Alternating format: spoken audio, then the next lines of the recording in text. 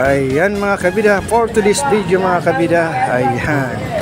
So pangalawang sahod ko po ito sa FB. Kaya tamang-tama, umuwi ako ng Pangasinan, i-treat ko yung may bahay ko at anak ko. Kaya so andito na kami ngayon sa paboritong kainan ng mga mahirap. Ayan. So ayan, so nag-aantay kami ng order namin dito. Ayan. Habang nag-aantay, sumisigaw ako ng sabaw.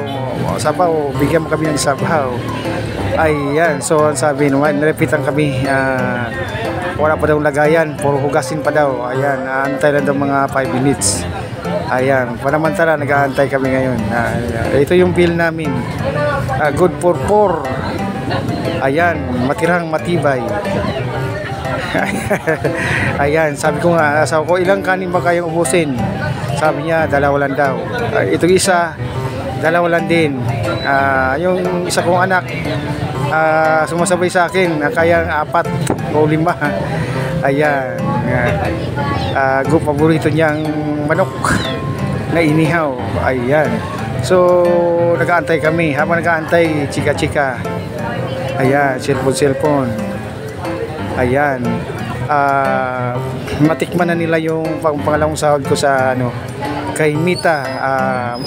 Mita, maraming salamat sa bigaying biyaya. Ayan, so kailangan din natin magpasalamat. Kaya kung wala sila, di tayo makasahod. Ayan, so yayahan ko lahat, mag-practice kayo gagawa ng reels. Ayan, so dumating naman yung pagkain, nilantakan agad. Ayan, isang lapag ng kanin, ubos agad. Ayan, nagtawag. Salamat sa aking mga followers at aking mga pinsan, mga igagaw. Ayan, so God bless you all mga kabida.